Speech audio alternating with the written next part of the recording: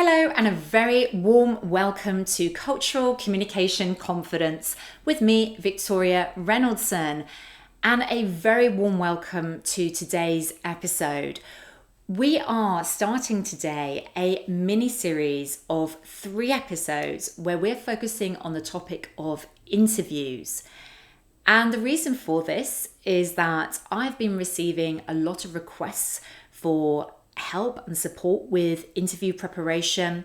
And equally, the people that I'm speaking to are often talking about either job searching right now or preparing for job searching perhaps in the next few months or early next year.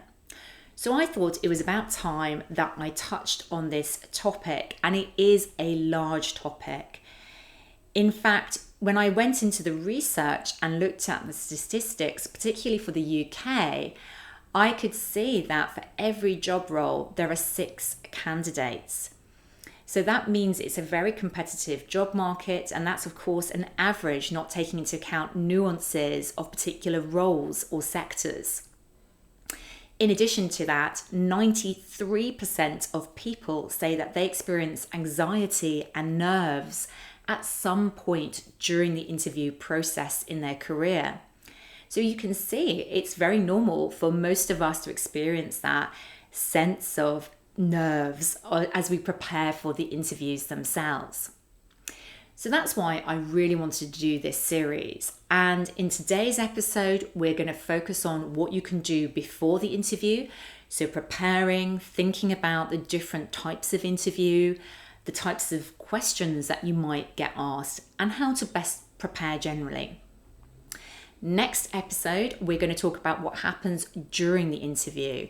So how to make a great impression and to really think about all elements of how you're coming across, both in verbal communication and non-verbal communication.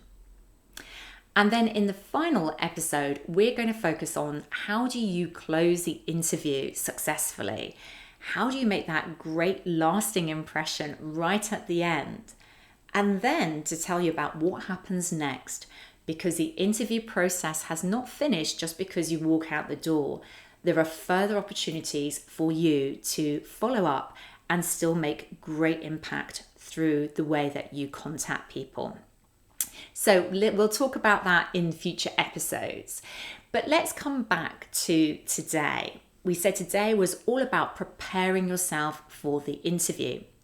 And what I thought I would do, because my audience here, you who are listening, are really from many different places around the world, I thought I would just go back to basics and explain different types of interviews, different styles of interview, and the types of questions. So I hope that's helpful. So you've got some expectations of what might come up. So let's start with types of interview. Now, video interviews are increasingly popular, especially at that first interview round. And in fact, 86% of employers prefer to use video interview for the first round as a way to quickly screen the candidates. So that means you need to be really able to think about how you come across in video and build connection and rapport with somebody, even if you're not meeting them face to face. What is interesting, however, is that in-person interviews are still highly relevant. And in fact, 64% of employers still prefer this for the final round interview. So what that means is you need to be both skilled virtually as well as in person, and think about how you communicate in both those scenarios.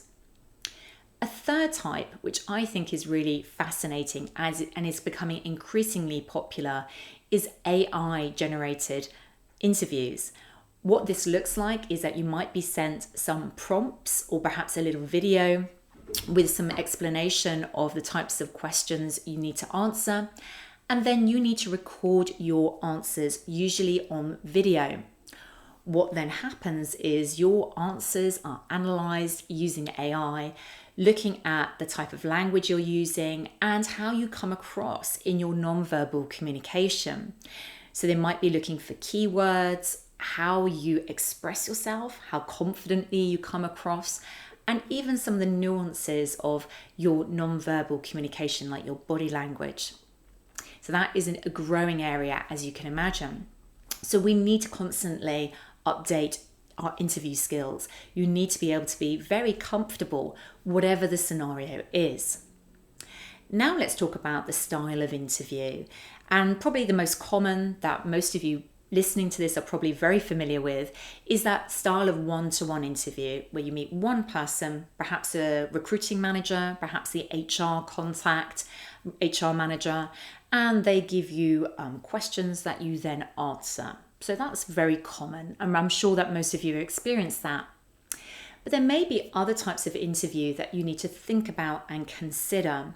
So panel interviews are particularly common in public sector or academia, where you are faced with maybe 3 or more people. And here, the trick is really being able to communicate confidently and able to engage with everybody who is on the panel. Then you might have interviews with a practical element. So I'm just checking my notes there. Practical elements might include things like preparing a case study or preparing a presentation before you arrive for the interview. That can be quite common in second or third rounds. And what the employers are often looking for is, how do you prepare that? How do you approach it? Are you able to express yourself clearly? And are you able to handle maybe challenging questions that come up?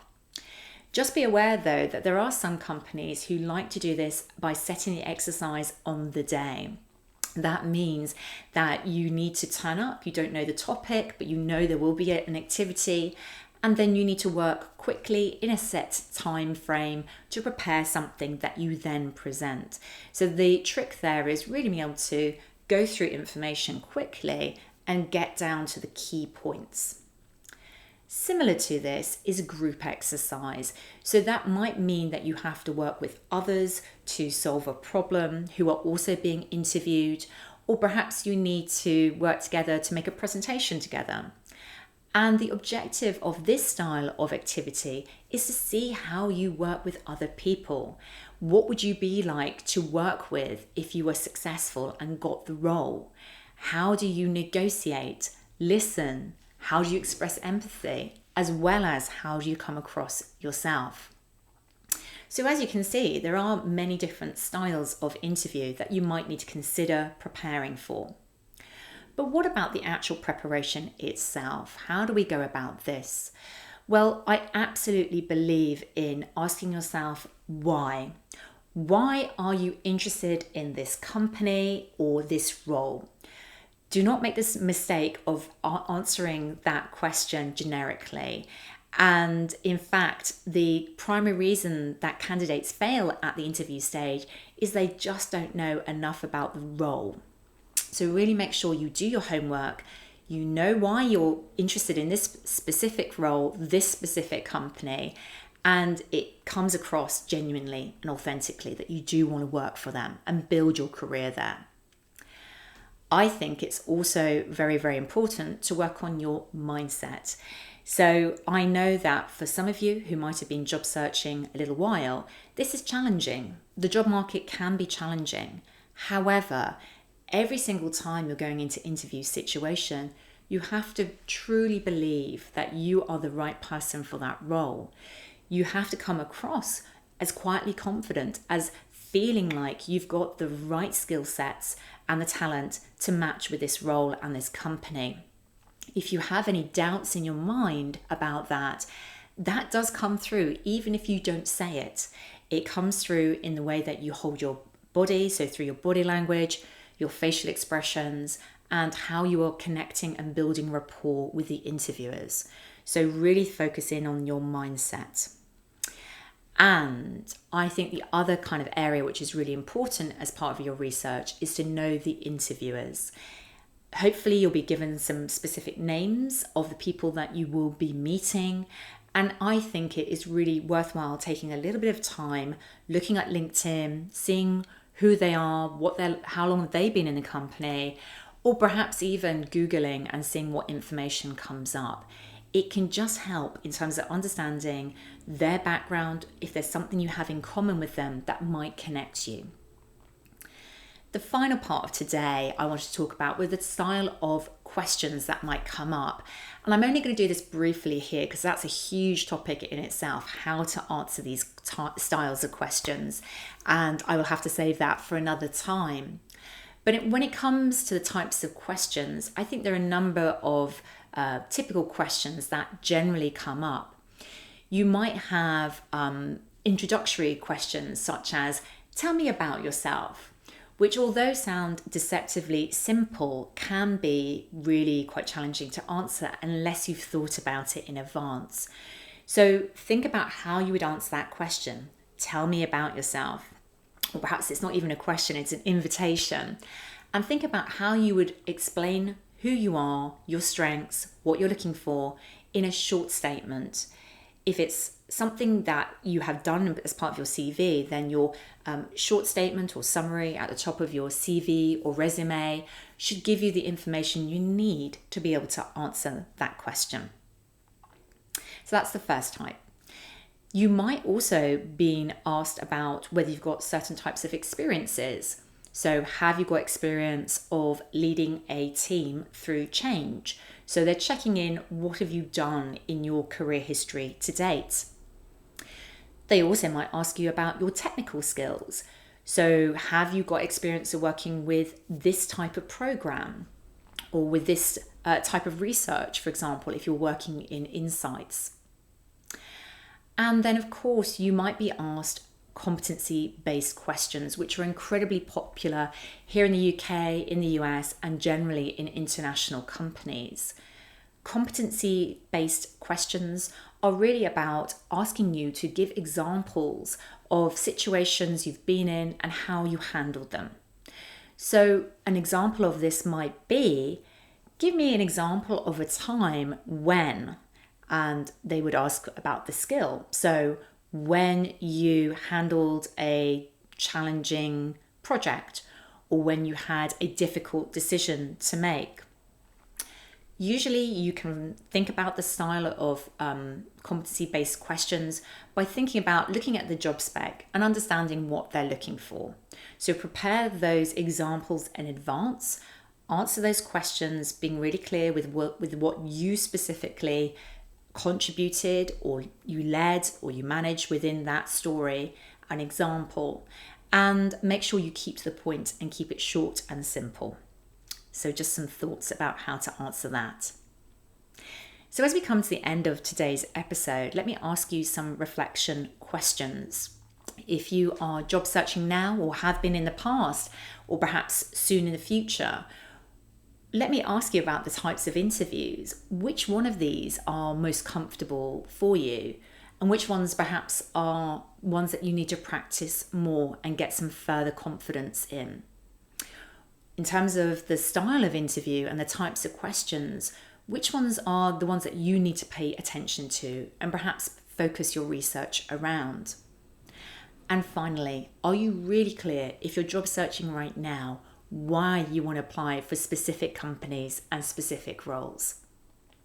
I'd love to know how you're getting on with your job search if that's what you're going through right now. So please feel free to reach out and let me know. And I have something really special coming up. If you are in the middle of job searching or about to start, I'm going to be running a new group program called Interview Confidence. And this will absolutely be about getting you ready for that interview stage. We're going to be working together in a small group across 5 weeks and looking at all aspects of preparing for, being confident in the interview, and making sure that you close interviews and follow up appropriately so that you leave that very good last impression. Now, if that sounds like it's for you, then I would love for you to contact me so you can receive the details. Please go to www.culturecuppa, which is spelled CUPPA.com/contact. And there you can write me a message and ask to find out the details. What I want to let you know is that program is going to be a group program for a small amount of people. We're probably going to be a maximum of 10 people on this program. And I'm offering that at £499.